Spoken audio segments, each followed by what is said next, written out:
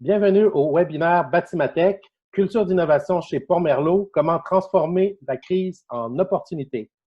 Je vais commencer par présenter notre présentation, puis en même temps, en fait, aujourd'hui, on va utiliser un outil de sondage. Donc, on va commencer avec une première question. Je vous présente ça tout de suite, dans les 2 secondes. Donc, au fond, je vous invite à vous connecter avec l'adresse que vous voyez à l'écran.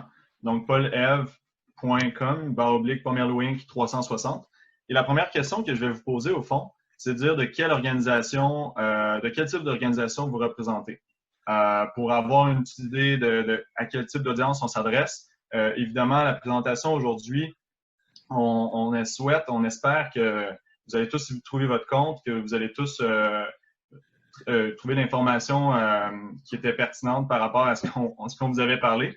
Et ça se veut aussi un lien entre ce qui a été vécu avec la crise de la COVID-19 et maintenant les opportunités qui sont générées par cette crise-là, mais les opportunités soit d'implanter davantage de technologies qui étaient présentes avant, ou bien même de développer des nouvelles technologies pour répondre à la situation actuelle qui est représentée par la situation, on va dire, post ou avec COVID.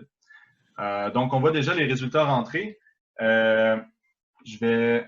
devez aussi, OK, ouais. Donc, vous voyez ma présentation, c'est parfait. Donc, je vois que les gens ont commencé à se connecter. Je pense que c'est relativement, c'est pas trop complexe au niveau de l'utilisation. Puis, Francis, dès qu'on aura ton signal pour commencer, on va y aller.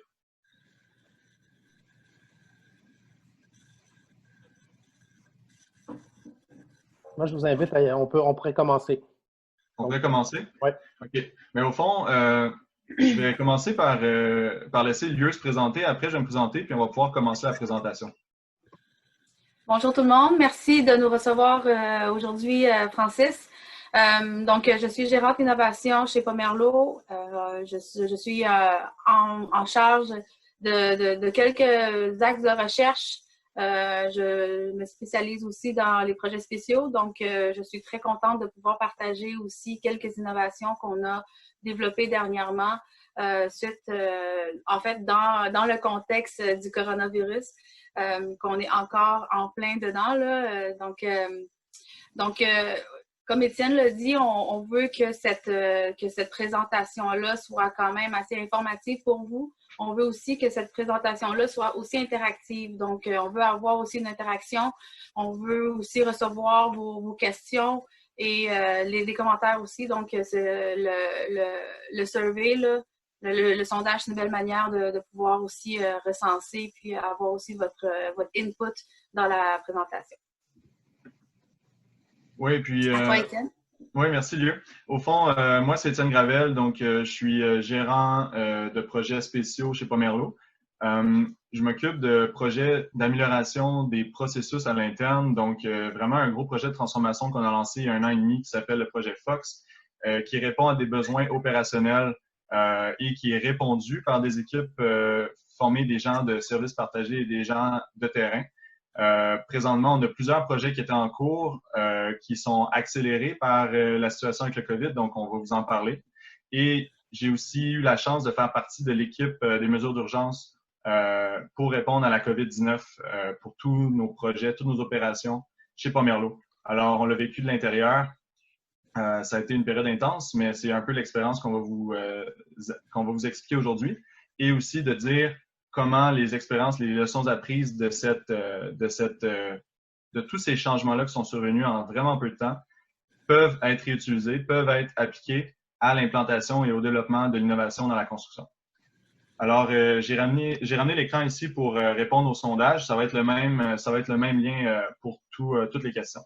Alors, sans plus tarder, on va débuter.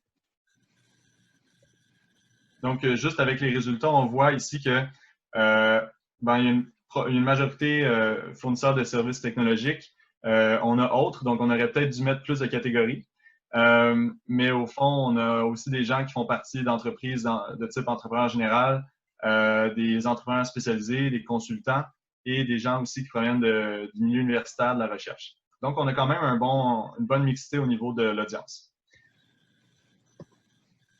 Le plan de la présentation aujourd'hui, on va commencer par vous parler de la réponse que Pomerleau a apportée à la COVID-19 et les leçons qu'on en a apprises.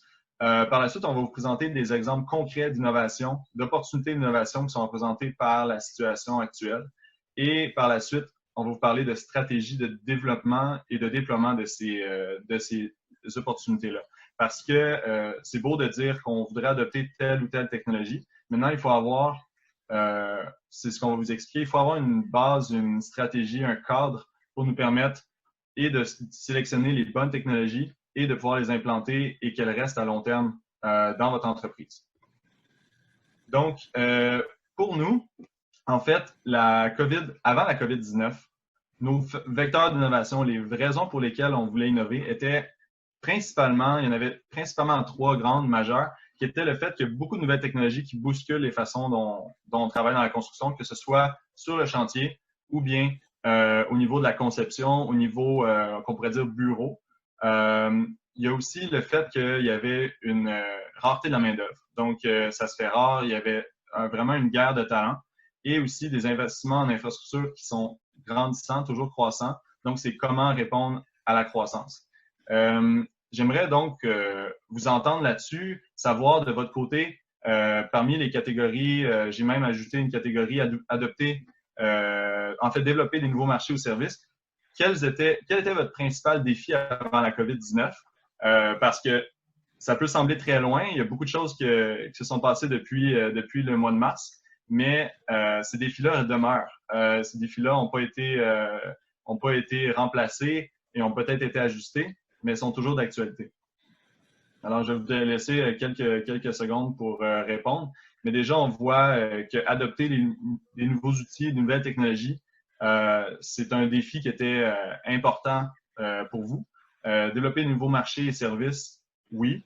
Puis, rentrer la main-d'œuvre, on dirait que c'est un défi qui était présent, mais peut-être qu'il se démarque moins que les autres. On va poursuivre. Donc, comme tout le monde, en fait. Merci pour la participation. Oui, merci pour votre participation jusqu'à maintenant, merci. Donc, comme tout le monde, en fait, la COVID-19 était sur notre radar, mais pas dans nos priorités jusqu'à peu près au 12 mars, moment auquel le gouvernement a décidé d'envoyer plusieurs fonctionnaires en télétravail. Le premier ministre Legault avait décrété que les 2 prochaines semaines seraient cruciales. Maintenant, on sait avec du recul que c'est plus que 2 semaines, mais bon, ça nous permet quand même de revenir en arrière. C'est vraiment devenu une réalité pour toutes nos équipes, pour toutes nos opérations du jour au lendemain. Donc, nous, pour y faire face, ce qu'on a fait, la première chose, ça a été, à part de décider de commencer à travailler, d'aller en télétravail et de mettre en place des mesures d'urgence sur nos chantiers, des mesures de prévention, ça a été de créer une équipe de mesures d'urgence. Donc, une équipe qui aurait comme objectif d'organiser, de gérer, de communiquer la réponse à la crise pour tous les employés et pour nos partenaires, de veiller à la santé et sécurité de tous les membres de l'entreprise et de leur famille, puis d'assurer la continuité des opérations. Au fond, cette équipe-là était formée de 9 départements différents, multidisciplinaires. On se rencontrait au début 2 fois par jour. C'était vraiment ça a vraiment été le nerf de la guerre pour pouvoir prendre des décisions rapides et agiles et faire arriver les changements dans l'entreprise. Pour vous faire un petit topo de tout ce qui a été fait dans les premières semaines, je suis certain que de votre côté, il y a eu beaucoup d'efforts qui ont été mis en place également. En 2 jours, en fait, après la création de l'équipe d'urgence, on avait déjà en place du télétravail pour la majorité de nos employés et un plan de mesures d'urgence qui a été communiqué à tous nos chantiers, qui par la suite a été communiqué. Il y a eu une grande collaboration avec les joueurs majeurs de l'industrie au Québec et au Canada parce que personne dans l'industrie avait les réponses et la santé publique ou les autorités publiques ont émis des recommandations plusieurs semaines après. Donc, il fallait prendre des décisions rapides sur peu d'informations. Et aussi, ce qui a été mis en place, c'est des communications constantes avec les employés. Ce qui est nécessaire dans la gestion du changement, c'est d'avoir vraiment un canal de communication ouvert. Là, ici, on voit le président de Pomerleau, Pierre Pomerleau, qui s'est adressé aux employés dans les premiers jours. Puis par la suite, il y a eu des expériences de type appel à tous, questions-réponses qui permettaient justement donner le pouls de la situation puis d'informer les gens au fur et à mesure. Je ne sais pas, Lieu, je pense que tu avais un commentaire à ajouter de ce côté-là. En fait, c'était le télétravail était dans les plans de Pomerleau. Par contre, on n'avait pas prévu que ça allait être à la grandeur de l'entreprise et cette agilité-là de se mobiliser rapidement pour le télétravail s'est fait en un temps record. Le 13 mars, on a eu cette annonce-là. Le 15, qui est le lundi d'après, tout le monde était, en fait, la majorité de nos collègues étaient en télétravail. Alors, c'est aussi cette adoption de la technologie-là et l'utilisation de la technologie aussi rapidement. Les rencontres continuaient de se faire. Il n'y avait rien qui était annulé, surtout pour les rencontres virtuelles comme qu'on fait aujourd'hui d'ailleurs. Ça a été beaucoup plus fréquente, mais on a quand même continué, on n'a pas arrêté. Puis cette adoption de la technologie-là, c'était vraiment une première étape là, à avoir cette ouverture d'esprit-là au changement. Parfait, merci. Puis au fond, par la suite, tout a déboulé encore une fois, encore dans la même première semaine. On a dû créer des outils. On a mis en place, par exemple, un plan de mitigation des risques pour nos projets. Un outil qui aurait pu prendre des semaines, des mois à créer auparavant, qui a rassemblé des équipes de gérants de projets d'opération, autant de nos bureaux en Atlantique, à Toronto, à Montréal, et en travaillant en mode workshop, donc en rassemblant tout le monde autour d'une table virtuelle, on a réussi vraiment à créer et déployer des outils qui ont été utilisés en quelques heures. Pour nous, ça, c'est les apprentissages majeurs de la façon qu'on devrait travailler pour lancer, développer nos futures innovations. Vraiment, quand on travaille en mettant des deadlines serrés et en mettant des périodes de temps de travail et non juste des réunions de suivi, on peut y arriver beaucoup plus rapidement. Le 22 mars, on a fait une mise à jour majeure de notre plan de réponse qui inclut aussi une auto-certification pour nos chantiers qu'on a appelé Entrepreneurs engagés, qui par la suite a été adopté avec la Corporation des entrepreneurs généraux du Québec par l'ensemble des entreprises de construction. Vraiment, c'était dans l'objectif de montrer à la population, aux employés, aux gens qui sont autour des chantiers, qu'il y a une mise en place majeure de mesures de prévention sur nos chantiers. Donc, on se prend en main. Je pourrais vous dire, on a été surpris par contre cette journée-là parce que les chantiers au Québec ont dû fermer. Donc, ça a été annoncé que les chantiers fermeraient. On a mis en place en quelques heures un plan de sécurisation des chantiers. Encore une fois, un autre exemple de collaboration rapide, efficace entre nos équipes qui finalement sont rodées à l'innovation depuis plusieurs mois, plusieurs années. Donc, pour eux, c'était naturel d'aller travailler sur un outil en ligne, d'aller travailler ensemble en collaboration pour créer finalement un outil qui serait déployé à tous. C'est pas l'affaire d'une personne d'avoir créé un fichier Excel. Vraiment, ça met en place plusieurs départements. Et finalement, on avait aussi un plan de réouverture des chantiers à mettre en place. Parmi tout ça, j'oublie beaucoup d'outils de communication, de documentation qui ont été créés. Donc, en somme, on parle de plus de 40 réunions qui ont été tenues pour l'équipe de mesures d'urgence de 9 départements. On parle surtout de plus de 40 documents, procédures, outils qui ont été créés. Et c'est vraiment ce segment-là qui est intéressant pour nous au niveau de l'innovation, de dire qu'est-ce qui a bien fonctionné dans la création de ces outils-là, puis dans la mise en place. Faut aussi savoir qu'on a plus de 50 chantiers qui sont demeurés ouverts au Canada durant la crise. Donc, on a pu faire des projets pilotes, on a pu prendre le pouls des outils qui étaient déployés pour, lorsque les chantiers ont ouvert au Québec, on avait l'expérience canadienne. On a aussi un niveau de confiance qu'on a continuellement qu'on a continuellement sondé durant la crise, qui était important par rapport à nos mesures. Et on recevait beaucoup de commentaires pour justement les ajuster. Parce qu'évidemment, c'est difficile, comme je vous disais, d'avoir toutes les réponses lorsque l'information évolue de jour en jour. Alors, maintenant, de votre côté, je suis certain que vous avez vécu aussi, en fait, tout le monde a vécu la crise, mais vous avez tous eu des stratégies, des façons de passer à travers. Je vous demanderais comme question d'écrire en un mot, d'écrire en un bout de phrase, quels ont été les facteurs de succès que vous avez identifiés, que vous avez vus pour répondre à la COVID. Donc, ça peut être une meilleure collaboration, ça peut être des outils technologiques, ça peut être un support gouvernemental. Donc, c'est vraiment une question un peu ouverte parce que par la suite, on va vous présenter qu'est-ce que, de notre côté, on a identifié, puis comment on peut réutiliser ces apprentissages-là pour justement appliquer, implanter les opportunités de l'innovation, même si ce n'est pas en lien avec la COVID. Donc, tout de suite, on voit un petit nuage de mots se construire. On voit que la communication est...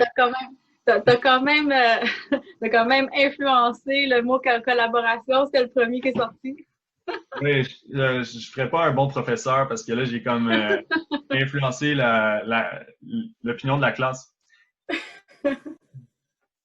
Mais c'est vraiment intéressant parce qu'on voit, les décideurs, donc on parle de la gouvernance, on parle d'agilité, télétravail, SharePoint, donc un des outils, organisation, technologie, team.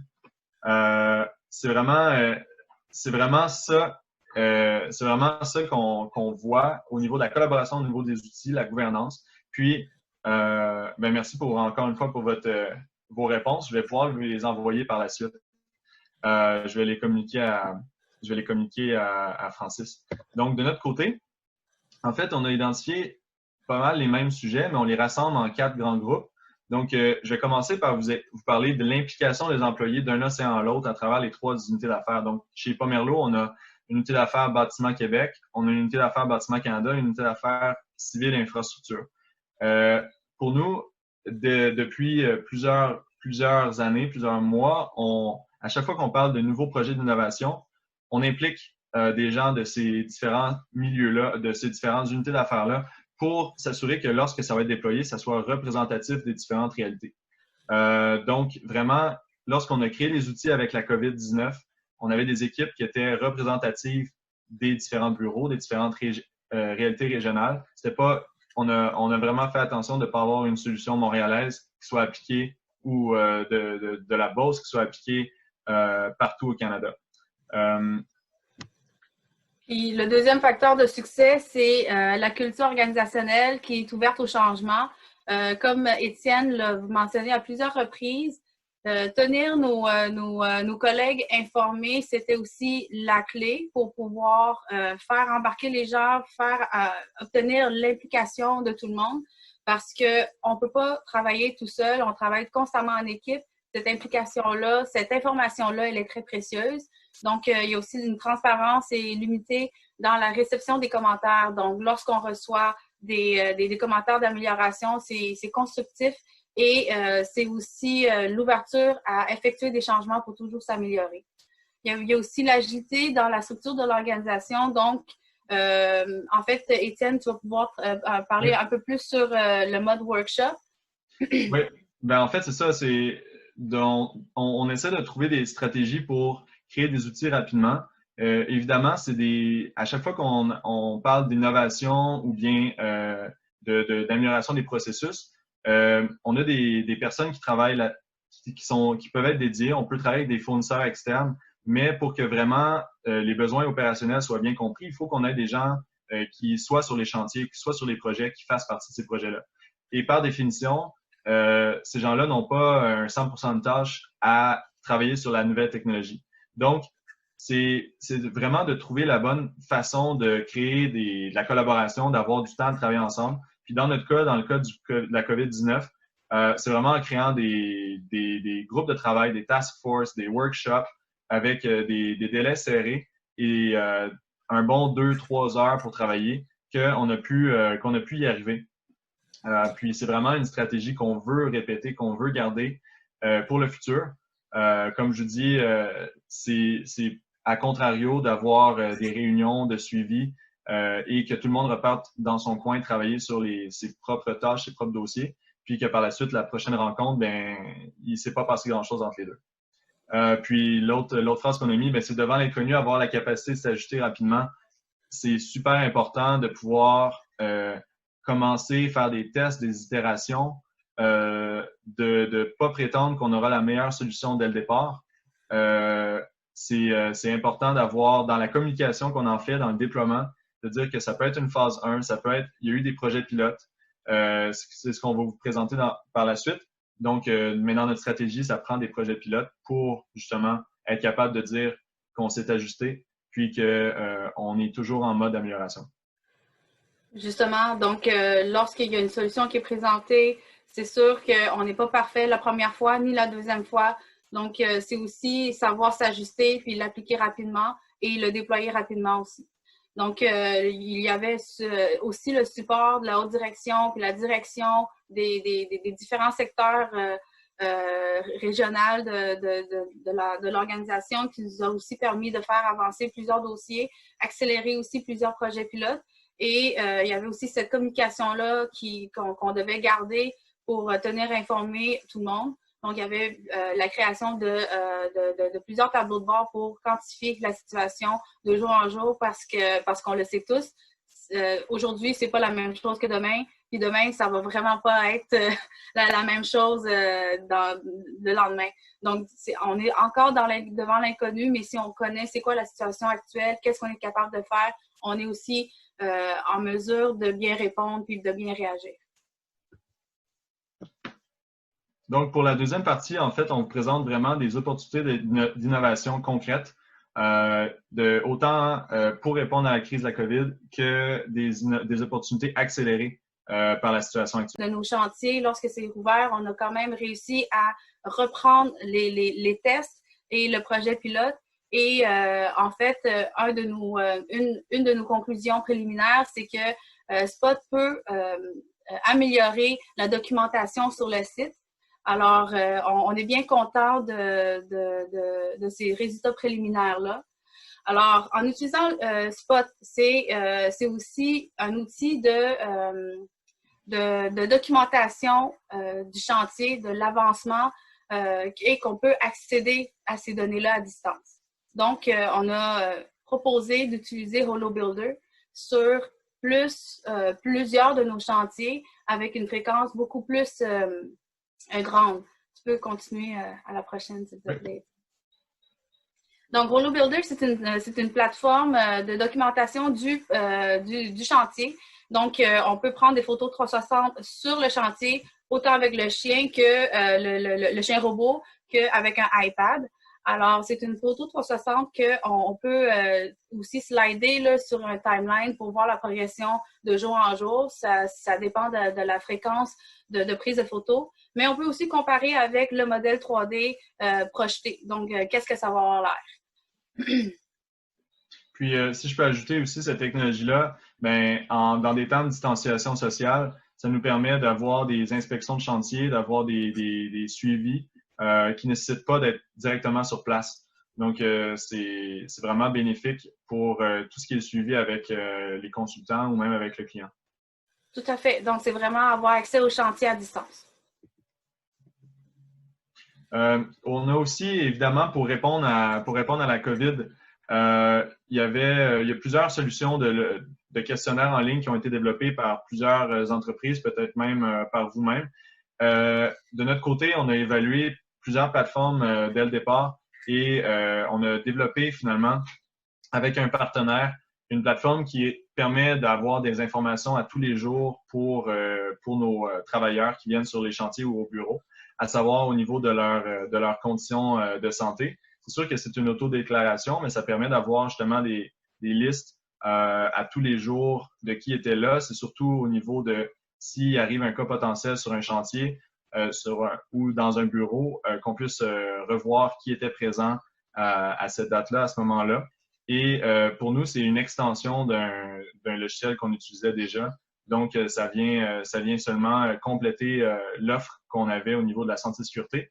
Et ça permet aussi de digitaliser les processus qu'on a mis en place au départ papier parce que c'était plus rapide. Puis, ça montre aussi, cette situation-là montre aussi les différences entre les niveaux de digitalisation entre même différents départements d'une même entreprise. Donc, ça donne une bonne opportunité de pouvoir mettre en commun des informations et de l'utiliser par des gens qui n'étaient pas habitués d'utiliser ces plateformes-là, mais ils découvrent que finalement, il y aurait des bénéfices pour leur travail.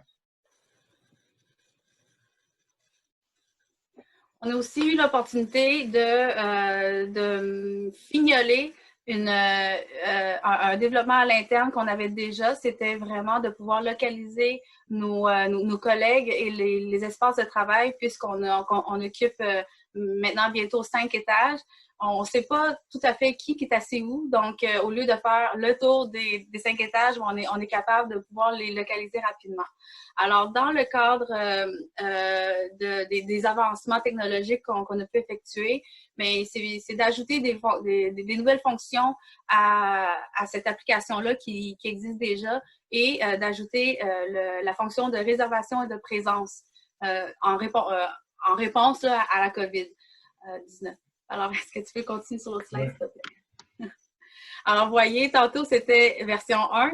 Voici la version 2 avec l'outil de réservation des places. On peut aussi voir visuellement la présence des gens, si cette place est occupée ou non. Alors c'est aussi une source d'information précieuse pour nous, pour connaître aussi le taux d'occupation de nos espaces de travail. Et tout ça de manière interactive. Encore une autre technologie qu'on a pu aussi profiter pour accélérer les tests sur les wearable technologies et aussi le IoT. On en avait déjà discuté beaucoup. Là. Je ne sais pas pour tous ceux qui ont déjà assisté à mes présentations sur les FM. On parle beaucoup d'intégration avec le Digital Twin, le Construction Twin, avec tout ce qui est sensor et capteur sur les équipements pour pouvoir suivre la performance, connaître la santé des équipements. Donc les tests sur ces outils-là ont pu être effectués de manière un peu plus accélérée dans le cadre du COVID-19. Toute cette situation-là nous a permis d'avancer, d'accélérer plusieurs initiatives qui ont déjà débuté dans le passé, mais qu'avec cette crise, on a vu une opportunité d'approfondir plusieurs notions. Donc, en somme, on peut rassembler sous plusieurs thèmes les différentes technologies. On ne vous a pas montré tout en détail aujourd'hui. Évidemment, il y a des choses qui sont encore en développement, des choses qui sont un peu plus stratégiques, mais il y a des thèmes qui se démarquent. Puis, on pensait que c'était intéressant de vous les partager. Donc, d'abord, la digitalisation des mesures préventives. Dès le départ, les mesures préventives qui ont été mises en place étaient plutôt papier, comme je disais, parce que c'est rapide de faire une feuille, un formulaire en papier, mais c'est un peu plus long le programmer. Maintenant, on est à l'étape de digitaliser ça. On a mis en place des formulaires, par exemple, de prévention à tous les jours pour savoir si tout a été nettoyé au chantier. Donc ça a été digitalisé, les accès au chantier également. Et on parle aussi des technologies pour s'adapter au nouveau contexte. Donc vraiment, ce que Lieu parlait par rapport à la réservation des places, l'utilisation qu'on fait de Hole Builder, de Spot et de plusieurs autres technologies qu'on pourrait utiliser pour, par exemple, mettre en place davantage de distanciation sociale et de comment on peut collaborer davantage ensemble. Là-dedans, on parle aussi de technologies au niveau de la gestion documentaire. On a adopté, par exemple, Procore dans la dernière année. On poursuit son déploiement rapide et au fond, c'est des outils de collaboration comme ça qui nous permettent de garder, en fait, les gens peuvent continuer à travailler de la maison avec le moins d'interruptions possible. Alors, c'est vraiment des outils intéressants. Au niveau de la digitalisation des informations de projet, eh bien, c'est des projets qui étaient déjà depuis longtemps dans les cartons au niveau de comment on fait pour toute la donnée qu'on accumule sur les projets, comment on fait pour déterminer dégager de l'intelligence par rapport à ces données-là, plutôt que de les retrouver dans des formulaires séparés selon les utilités qu'on en a.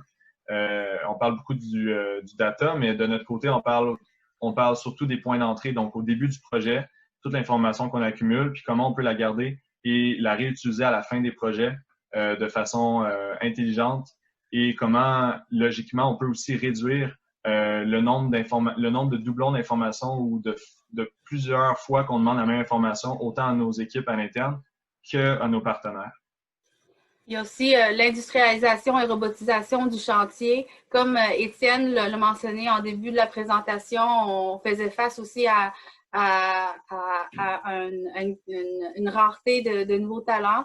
Donc, le but de l'industrialisation, de la robotisation du chantier, c'est de pouvoir aussi éliminer des tâches à valeur non ajoutée et que nos collègues peuvent en faire plus, avoir des actions de plus d'actions à valeur ajoutée. Donc, j'en ai pas parlé tantôt, mais la construction 4.0, c'est quelque chose qui est d'actualité pour nous. Et l'industrialisation et la robotisation du chantier fait partie aussi de ce virage numérique-là au Québec et dans le monde. Tantôt, j'ai remarqué que j'ai dit FM. Là. Si vous ne savez pas c'est quoi FM, c'est du Facility Management. Donc, c'est vraiment utiliser les données produites durant la construction ou durant la conception pour pouvoir l'utiliser pendant l'exploitation des infrastructures et des bâtiments. Donc, c'est ça le FM lorsque je disais ça. Donc, c'est vraiment recueillir aussi plusieurs data pour pouvoir les utiliser à bon escient. Puis, si je peux compléter pour l'industrialisation, là-dedans, on pourrait aussi retrouver tous nos efforts en préfabrication. Donc, présentement, on a des projets d'urgence pour des hôpitaux qui doivent être livrés dans des temps records, des échéanciers records, et qui travaillent avec des solutions modulaires, des solutions préfabriquées. Donc, ça nous fait, c'est déjà un sujet qui est à l'étude et qui est en fait qu'on utilise depuis plusieurs mois, plusieurs années, mais là, c'est vraiment dans l'action, c'est vraiment un bon moment pour justement développer davantage ce sujet-là, puis autant au niveau de la chaîne de fournisseurs qu'au niveau des gens qui sont les concepteurs pour qu'ils puissent adapter leur façon de faire par rapport à cette façon de travailler-là, qui est de construire à l'extérieur du chantier. Puis, dernier point très important, c'est le développement durable. Donc, il y a on entend beaucoup parler présentement de l'opportunité que la reprise présente de changer nos façons de travailler, de changer nos façons de faire, de vraiment adopter des pratiques plus durables.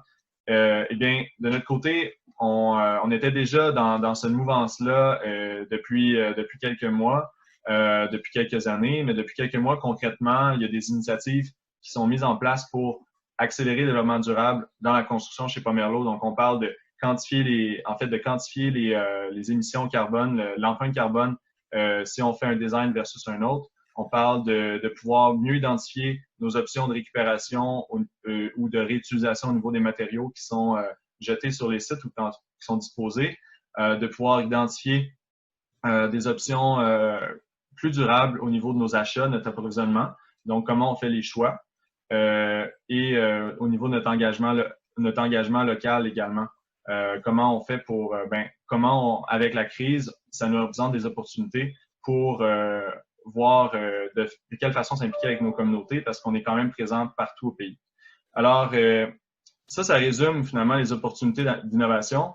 Évidemment, si vous voulez en avoir un peu plus de détails, vous pouvez nous contacter. Ce sera au cas par cas. Mais l'idée maintenant, c'est plus de dire, OK, c'est beau d'avoir tous ces exemples-là, mais maintenant, comment on fait pour les déployer? Comment on fait pour que ça colle? Puis, on parle en fait, on vous les a résumés en à peu près 4 étapes, assez rapides, mais on parle d'abord de définir les axes d'innovation et de transformation pour votre entreprise en fonction de vos besoins opérationnels et stratégiques. C'est le nerf de la guerre, il faut que ça parte d'un besoin. Faut pas nécessairement sauter sur une technologie parce qu'elle est belle ou parce elle semble intéressante. Il faut vraiment que vos besoins soient définis et lorsque les propositions arriveront, que ce soit de représentants ou que ce soit de vos propres employés ou de vous-même, mais vous saurez si ça fit avec votre stratégie. On parle par la suite d'établir les étapes de développement des projets d'innovation. Donc, quels sont les objectifs à chaque fois? Quels sont les échéanciers? C'est quoi nos indicateurs de performance qui nous dit qu'on a bien réussi ou pas ce projet-là? Faut gérer nos projets d'innovation comme on gère des projets de construction. C'est pas une excuse de ne pas avoir d'échéancier ou de dire on le fera plus tard. il faut être capable de le mettre en priorité. Lieu, je peux te laisser continuer pour les autres. Mais en fait, on pourrait peut-être aller à la slide suivante. Oui. Donc, Étienne a établi plusieurs étapes pour concrétiser tout ça, mais depuis tantôt, on vous parle de technologie, mais il y a aussi le processus. Donc, Étienne, toi, tu es vraiment beaucoup plus dans les processus à la grandeur de l'entreprise à l'interne pour nous améliorer. Et il y a aussi le groupe innovation qui va se baser beaucoup sur les opérations. Donc, c'est la technologie au service de la construction. Donc, nous, on a plusieurs axes de recherche qui va répondre aux besoins en opération sur nos chantiers. Donc de notre côté aussi, ben, en fait, c'est ça. C'est vraiment appliquer ce qu'on vous expliquait auparavant, de dire avoir des programmes, des groupes, des buckets pour dire c'est quoi vos priorités, c'est quoi vos besoins. Donc, de notre côté, au niveau des processus, bien, on avait la performance de projet, talent, culture, leadership. Au niveau de nos relations avec les partenaires, donc les partenariats, digital, donc tout ce qui est la digitalisation des processus actuels, puis le développement durable. Donc, à chaque fois, si une nouvelle idée arrive, on est capable de l'identifier dans quelle priorité, dans quel besoin ça se rattache. Et si ça se rattache à aucun besoin, on peut remettre en question l'urgence de le faire. Mm-hmm. Donc, en deuxième étape. Donc, c'est vraiment d'établir des étapes de développement. Dans le groupe innovation, nous sommes toujours en veille technologique. On ne va pas attendre qu'il y ait un besoin qui se manifeste pour pouvoir, pour commencer des recherches ou commencer à regarder là, qu'est-ce qu'on peut faire. Donc, cette veille technologique-là, elle est constante et elle est partout à travers tous nos axes de recherche. On a quand même une dizaine d'axes de recherche. D'ailleurs, tantôt, je voulais aussi mentionner qu'il y a plusieurs initiatives qui ont débuté même avant la crise du COVID. Puis ça, c'est aussi en partenariat avec nos chaires de recherche, dont les différentes chaires de recherche travaillent autant sur les processus que sur les technologies. Et ces chaires de recherche-là contribuent aussi à la construction 4.0. Donc, avec cette veille technologique-là, avec les chaires de recherche, nous sommes en constante connaissance là, de ce qui se passe aussi sur le monde technologique, pas seulement en construction, mais aussi dans d'autres domaines. Lorsqu'on voit que ça peut être applicable pour nous, on va l'essayer. Donc, ensuite, lorsqu'on aurait établi déjà les besoins comme décrit par Étienne tantôt, c'est là qu'on va commencer à explorer davantage cette technologie-là. Puis, à travers chaque étape, on a quand même un processus bien établi, une structure organisée pour passer à la prochaine étape. Donc, on a toujours un go, no-go avant de continuer à la prochaine étape. Donc, après l'exploration, on a compris qu'est-ce que cette technologie fait et que ça répond aussi sommairement aux besoins déjà énoncés. C'est là qu'on va faire une étude de faisabilité puis l'évaluation pour voir c'est quoi son applicabilité. Ensuite, c'est là qu'on va développer un prototype si on décide de continuer d'aller de l'avant. Et aussi, s'il n'y a vraiment pas de prototype, il y a une solution, mais que cette solution-là ne répond pas complètement à nos besoins, c'est là qu'on a aussi notre équipe de développement qui va personnaliser aussi certaines fonctions. Et ensuite, lorsqu'on l'a bien testé et qu'on a effectué des projets pilotes, comme parmi plusieurs projets pilotes qu'on a en ce moment, c'est là qu'on va pouvoir aussi penser et faire en fait une planification de l'implantation puis du déploiement. Donc, Étienne va pouvoir parler un peu plus là, du après-déploiement, c'est quoi les suivis? Oui, puis au fond, on va aller rapidement. On va vous laisser l'occasion de poser des questions en peut-être 5 minutes. Le processus de développement pour l'amélioration des processus pour la transformation est très similaire. Donc, on passe vraiment des étapes principales au niveau on recueille l'information, les besoins au niveau des équipes de projet, mais on passe par des étapes définies de définition, développement, projet pilote et de déploiement à travers l'entreprise. Et c'est vraiment connu, c'est un langage qui est connu pour qu'on peut dire à quel endroit est rendu le développement de tel nouveau processus ou la digitalisation. Pour vous donner une idée, on a lancé une vingtaine de projets cette année avec des équipes différentes. Avec comme objectif de déployer en juin. Donc, c'est important aussi de se donner des deadlines serrées. Par contre, le COVID a ralenti certains développements, en a accéléré d'autres selon l'implication. Selon la priorisation et l'importance. Ouais, exactement.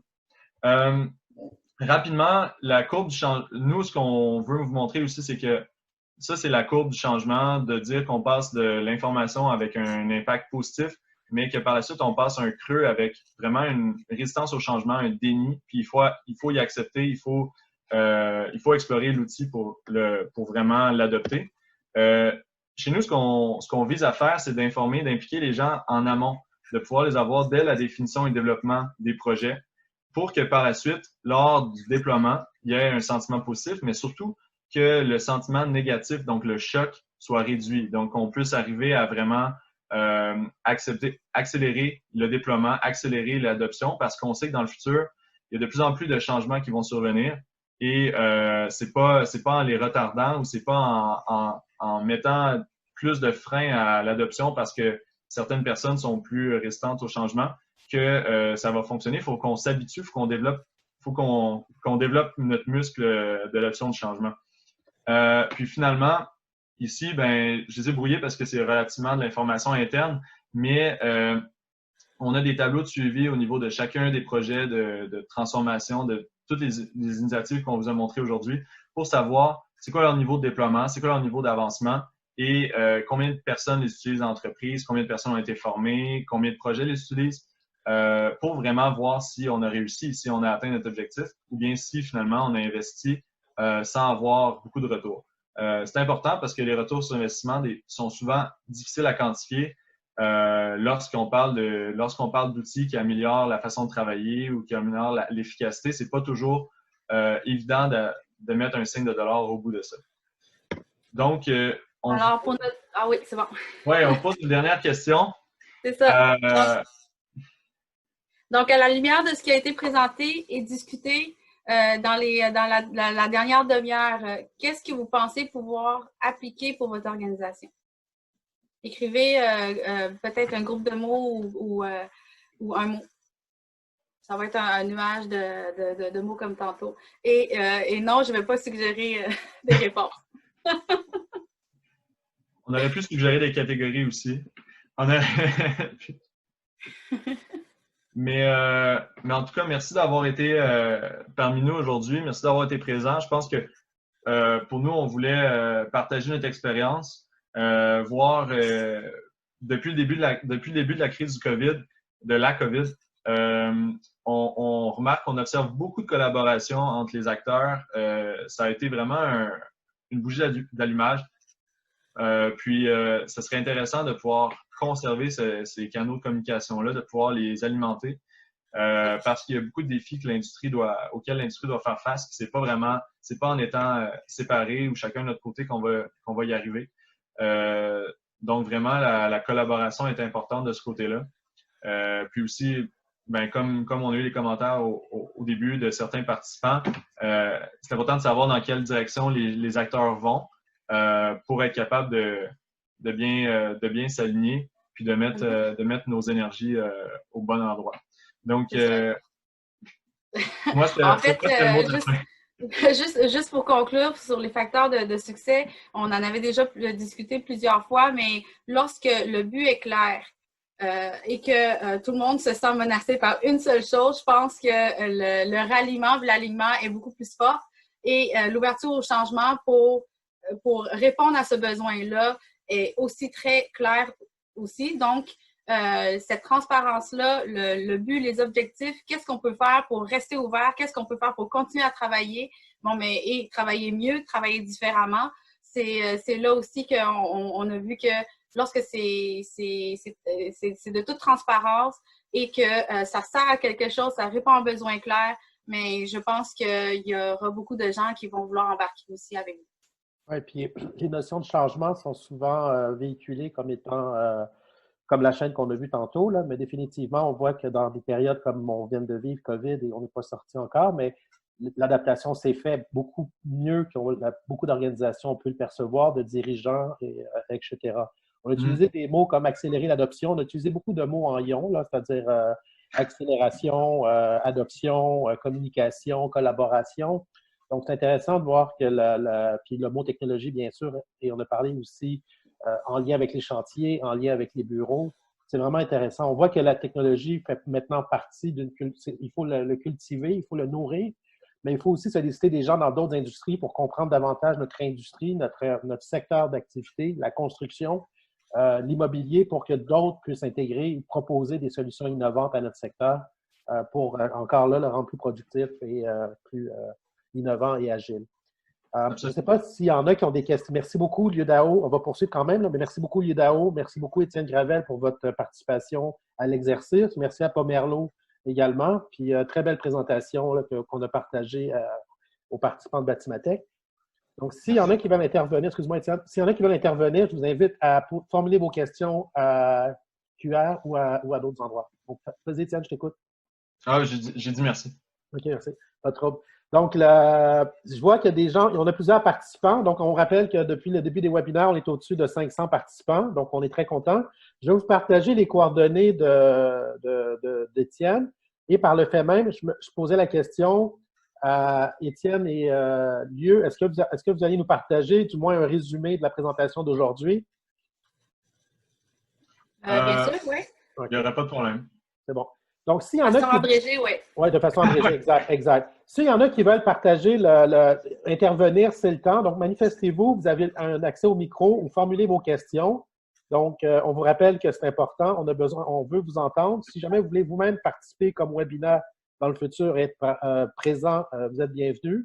Donc, on parle etc., etc. Donc, je vais vous enligner vers la présentation les coordonnées d'Étienne et de Liudao. C'est ici. Donc voilà. On n'a pas de questions. Ça veut dire que tout était super clair ou bien personne n'a écouté? Non, on a une question. Ah oui, OK. Oui. Donc, j'ai Félix Étienne qui mentionne que je vais peut-être voir avec lui s'il est disponible. Félix Étienne, je vous invite peut-être à ouvrir votre micro. Félix Étienne, vous êtes là? Oui. Sinon, c'est pas. Mais Félix Étienne disait merci, lui et Étienne, pour la présentation. Curieux de savoir quelle est la plateforme que vous utilisez pour suivre l'évolution de vos projets et de vos initiatives. Étienne, est-ce que tu veux commencer? Oui, je vais commenter. En fait, c'est une bonne question. Il existe plusieurs plateformes pour faire ce suivi-là. On s'est posé la question plusieurs fois à savoir si on devait adopter une autre solution pour justement suivre ces projets d'amélioration-là. Parce que il y avait toute une tension entre que les gens, justement, travaillent sur les projets d'amélioration et d'adopter un outil supplémentaire seulement pour suivre ça. Puis il y a aussi le fait qu'on connaissait pas, au départ, on connaissait pas exactement nos besoins de suivi. Donc, faut commencer, à notre avis, il faut commencer avec des outils de collaboration. Donc, on utilise Microsoft Teams pour toutes les équipes.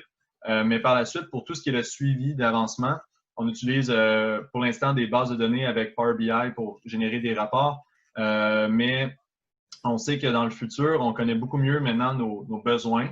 Il existe des solutions en ligne pour faire ce suivi-là. Puis, on en évalue quelques-unes. J'en nommerai pas aujourd'hui. Là, on pourrait s'en parler en privé. Mais c'est ça, c'est important, vraiment important qu'on connaisse nos besoins avant d'adopter une solution qui nous amènerait dans un cadre ou dans un carcan qui n'aurait pas été le nôtre. Par exemple, on a besoin de savoir, dans nos suivis, on track le nombre de personnes qui ont été formées, on track le nombre de projets qui utilisent des outils.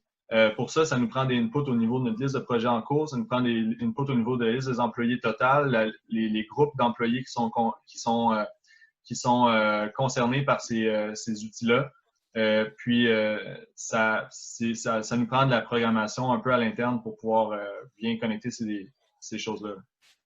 J'aimerais juste aussi simplement compléter. C'est sûr qu'on a besoin de suivre l'évolution de nos projets d'innovation et des différentes initiatives. Par contre, il n'y a pas une seule plateforme comme Étienne vient de le mentionner. On utilise beaucoup Teams à cause qu'à l'intérieur de Teams, il y a plusieurs applications, par exemple Planner, Task, Et avec tout ça, on peut s'attribuer des tâches spécifiques à un axe de recherche, à une axe de recherche, par exemple, et on est capable d'en sortir des dashboards.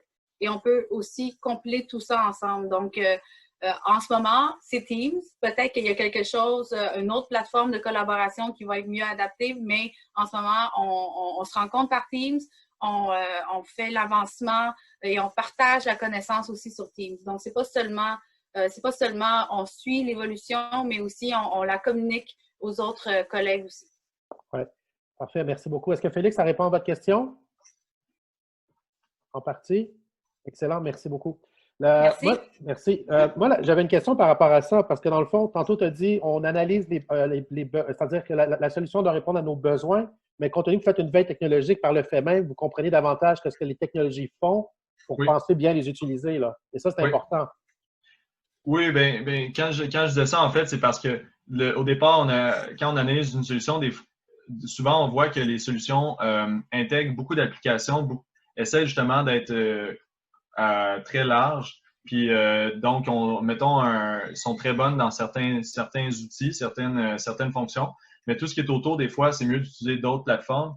Donc, c'est vraiment comment on fait la sélection entre celle-là et celle-là et celle-là pour toujours penser à notre utilisateur principal qui est notre gérant de projet ou notre directeur de projet ou notre adjoint administratif au chantier qui ont vraiment que leur effort, leur temps principal doit être consacré à l'avancement des projets d'amélioration ou bien à l'adoption des outils technologiques et pas nécessairement à l'apprentissage d'une nouvelle plateforme juste parce qu'on trouve que c'est plus facile à gérer. D'accord. Merci beaucoup. Donc, merci à tous les participants. Le webinaire va se terminer bientôt. Merci à Étienne Gravel de chez Pomerleau. Merci à Lieu Dao de chez Pomerleau pour votre collaboration en tant que membre également de Batimatech. Donc, encore une fois, on rappelle, belle participation. Merci encore. À la prochaine. Ça vous va? Merci. Merci. Bye-bye. Bonne journée.